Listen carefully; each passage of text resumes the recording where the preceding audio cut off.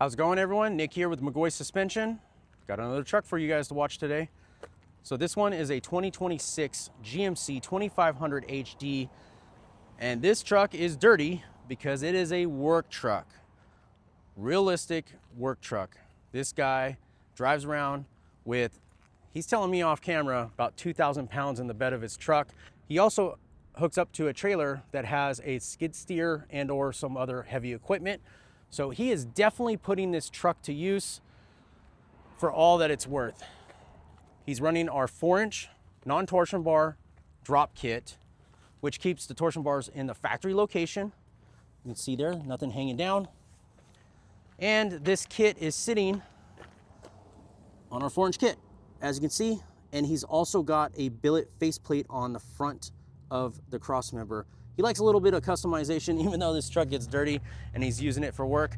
Out back, you see our free floating traction bars, and those also have our billet faceplates on them as well. He is going to be adding some airbags in the back since he's hauling so much weight, and he wants to be able to get a little bit better ride quality in the rear. And this is, like I said, he's using this truck and he's got a lot of weight in the back.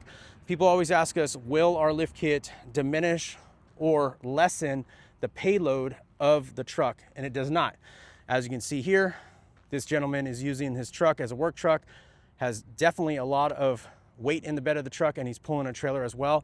So at any point, whatever your truck sags with the weight on it stock, it's going to do the exact same thing in the rear when it's lifted.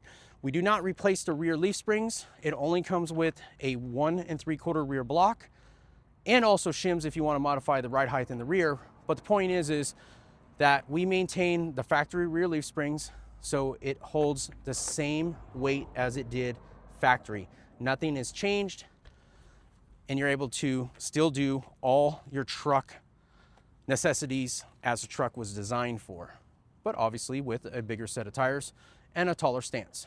So let's talk about the front. He has our upper control arms with billet ball joint caps, and you can see there those M84 series shocks. Like I said, this one's dirty. It came in just like this. We did not want to wash it. We wanted to show all of it in glory of how it's being used, because we are proud to see him out using the truck in this fashion. These are 35-1250 Toyo RT tires, and they're on a factory 20-inch wheel. We've discussed in other videos that a factory 20-inch wheel does work on our lift kit, and it will accommodate a 35 without any issues, and even a 37. I'll show you what you have for distance on the inside here. It is pretty tight, and we do recommend to test fit your specific tire, because not all tires are created equal on the section width, the bulge on the side of the tire. So possibly if the tire is a little bit more aggressive on the bulge, you need to test fit it. But typically a Toyo, we like this one right here, or even we've test fitted a Toyo 37-1250 mud terrain, has also fit. The only thing about the 37, just a note, and I don't think it's happening on this 35 because the 35 is just a smaller diameter tire, but the 37, because it's taller, will sometimes rub on the torsion bar and obviously on the sway bar as well. So that's something to kind of just watch. And if you want to get away from that, some people are also installing wheel spacers with these factory wheels. We've got some other videos that show that and document it. If you're ever interested in seeing those, I can lead you over to a link to go and see that. But let's look at the side profile here with these 35-1250s on these factory 20-inch wheels. You can see there, it's got a nice side profile, and obviously he's, as you can see, the mud flaps are doing their job, and they're not really allowing any mud to get tossed up on the side of the truck. Very little right there, but I think this is the first time that I've actually seen factory mud flaps in place and mud on the side of the truck. It's pretty cool to see that they actually do cover a lot of the side of the truck with side coverage to make sure that you don't get them all the mud flung on the side of the truck. So pretty cool to see. Like I said, this guy came in and we had the opportunity to shoot the truck, and usually we would probably get it washed or something like that, but I just wanted to show it with how he drives it on a daily basis. I will tell you also too, there is even more equipment in the back of the truck as well, in the back seat. So it's definitely loaded down. Nothing altered or changed other than the ride height, but the geometry and the angles are going to be representing just like factory. And I believe he's supposed to be getting some 37 1250s. So we might be able to shoot this truck at a later date with the new wheels and tires on it. But for now, he's got 35s on his factory 20s.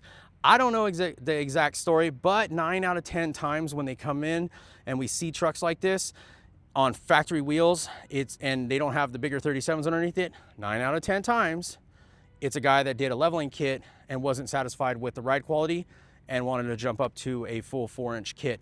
We have videos on that explaining, going into way more depth on the pros and cons about leveling kits, proper ride height of leveling kits versus 4-inch kits and so on. If you guys have any questions about that, you can feel free to reach out to me. I'm always happy to discuss that and find the best combination for your particular needs and what your demand is personally and your budget with your tire and wheel package that you're looking to put underneath your truck. So not really a long video on this one, but this one is another perfect example of our 4-inch kit being used on an HD. And like I said, being used. A work truck. Plenty of weight in the back of the truck. It's got our traction bars. He's got some billet face plates on it. It's just a nice looking truck, and he can drive around feeling comfortable. And I mean, I drove it around the corner, and it's the coolest thing about it. You can feel all the weight in the truck for sure. But the coolest thing about it is that you go over any type of like railroad track or obstacle, you can physically feel the suspension moving. It's not hindered, it's not locked up, and that's usually where we see the issues with leveling kits, depending on how high they are. Not every leveling kit is created equal, okay? If you use a leveling kit within proper ride height, you'll get all the benefits from a leveling kit. It's usually the ones that are stretched out where we're seeing the issues with ride quality and what have you. So like I said, we have other videos on that. Reach out to me, I can send them to you. We can discuss your truck, but this is a perfect example of a work truck. I love it. I love that it's dirty, and I love that it's filled up with equipment in the bed of the truck. So I look forward to shooting this thing one more time. Once he gets the wheels and tires put on it, I'll have him stop by our facility, and I'll get another video of the truck so you guys can see the next step in the process of him building his truck for his particular needs. Let's do a quick walk around here, see what this truck looks like on the passenger side. And as always too, I want to remind you that if you're interested in any of the dimensions, as in ride height and what have you, I will have that down in the description down below. So then you can look at the ride height measurements for yourself and just figure out if this is the direction you want to go for your particular truck.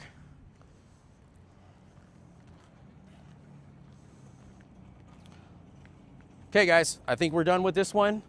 Thanks for watching, thanks for all the support, and we'll see you guys on the next video.